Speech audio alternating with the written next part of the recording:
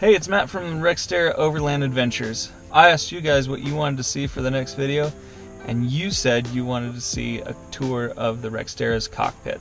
So this is it. This is where the magic happens. What we have here is the Time8 TPMS system. It monitors the tire pressure and also the tire temperature. It's a great little unit. It's all wireless, solar powered, and all you have to do is screw the little caps that come with it onto each tire and it automatically connects up and syncs. It's solar powered, so you don't have to run any wires to the receiver unit, and it just works, which I'm a huge fan of. It really seems to be very accurate, and I've yet to have any problems with it. I've been running it for about a month and a half now. It's got customizable alarms for your pressure and your temperature. So if you decide to air down to 15 psi or 10 psi, you're not going to get annoying alarms that you can't do anything about like you do a stock TPMS system. You can say, I want to set my threshold at 5 psi, and if it goes below that, then it'll start to beep. You can set it wherever you want to. It's really nice, really customizable, and pretty user-friendly.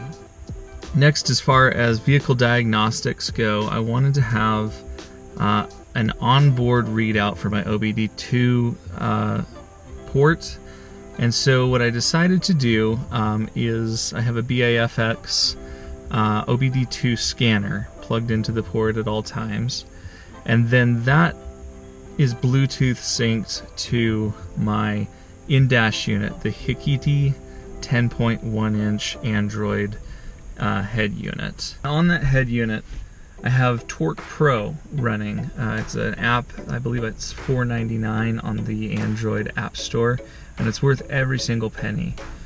It interfaces with your OBD2 port to tell you things like what your vehicle speed is, what your coolant temperature is, your intake pressure, transmission pressure, oil temperature, anything you want to. It's a fully customizable readout, and you can set the dials and the gauges to however you'd like to lay them out for your particular vehicle. Entertainment here in this dash unit, I have it hooked up to my Spotify account, and I just use my phone as a mobile hotspot, and have a couple playlists stored on the memory that is in the in-dash unit itself. So whether you have service or not, you have the entertainment there, which is great. You can also run maps off of this, Google Maps. The Hikiti 10.1 Android head unit does come with a GPS antenna, so you can use Google Maps, you can use whatever your favorite Android-based map platform is, right there in dash, which is fantastic. You'll also see here that I have an iPad mounted next to the Android, and the reason for that is that I'm a fan of Gaia GPS platform.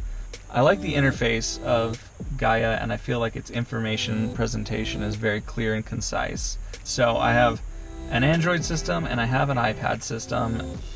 You could go either way, but this is just the way that I've chose to do it. This one is not the cellular model iPad.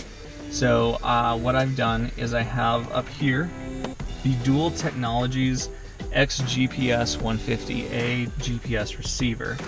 And what this does is it receives the GPS signal from the satellites, and then it forms a Bluetooth connection with my iPad and tells Gaia where I'm at. You can hook that up to your phone. You could hook it up to a laptop, you could hook it up to any other tablet, Android, or an Apple tablet. It's a really versatile little piece of equipment, and it's just fun having a big old giant red button on your dashboard. My tablet is mounted in place with a Macally seat rail tablet mount, and it does get a little bit bouncy at times, but so far it hasn't been too bad. I've been on some pretty washboardy trails, and it hasn't been distracting enough that I'm worried about it or that I am unable to navigate with it. One thing I love about this is that it's easy for me to position wherever I'd like, or if I have a passenger that's navigating, it can also be turned over to face them more easily and allow them to navigate. It's a nice little rail mount. It's not as expensive as some of the other options out there, but it's not as robust as some of the other options out there either. So there are trade-offs with this one. It works for what I do most of the time. I haven't been super unhappy with it yet, enough to upgrade anyway. Up here you'll see my rear view camera is within my reverse mirror, and it also has a front mounted dash cam that allows you to kind of toggle between the two in different arrangements. Or if you're driving at night and it just gets really bright, you can just shut off the monitor, which is really nice solution as well. So really dig that. It's nice having the peace of mind of having a dash cam, and I use the reverse camera all the time. That's been probably one of my favorite pieces of equipment. And then that brings us to communication. What I'm doing for communication is I am running the Pofeng P11UV handheld GMRS radio. And this is a newer product on the market. I've only had it for about a week, so I don't really have any strong opinions of it yet. Welcome. It's really easy to navigate. It's got a great clear readout. Does have dual channel monitoring, which is really nice. And you can interface with anyone that has a GMRS radio or a family radio band FRS radio as well, which is great because not everybody is always running the same thing. You'll notice that mine just has this little remote head. This can plug or unplug. It is totally modular. I just like the little remote head more than constantly putting my radio down somewhere and trying to find it as I'm driving down the trail. So that's what that is. Great volume output, pretty good reception. It is a GMRS band radio, so you need a special license to operate it. The great thing about that is it's one, you don't have to take a test. 2, you pay the fee, which is $70 to the FCC, and it covers you and your immediate family as well. So if you have multiple drivers within the same immediate family unit, you can all work off of one GMRS license, which is really great. Not everybody has to have their own. And I also have my cell phone, which is indispensable. I use this little mount from O'Reilly, I think is where I got this, for about $15. And it's a nice little ratcheting mount for different size phones. And it has a little tension clip that keeps your phone from rattling loose as you go down the trail. I've never had a problem with this mount. I wish I knew, I wish I could remember what brand it is, but I definitely got it at O'Reilly, and it's been great. That brings us to lighting. I've probably gone a little bit overkill with the lighting. I have done a headlight replacement. The original stock tungsten halogen lights were just not cutting it for me anymore, and I finally just said enough of the halogens. We're going to do an LED conversion. So I'm running the Lepine LED headlights S-Series. They're 6,000 lumen output, so they're nice and bright, but they're not so bright that they're going to blind everybody coming down the road. And they run at about 6,500 Kelvin. So it's kind of that nice white blue light that really pops the details of the road.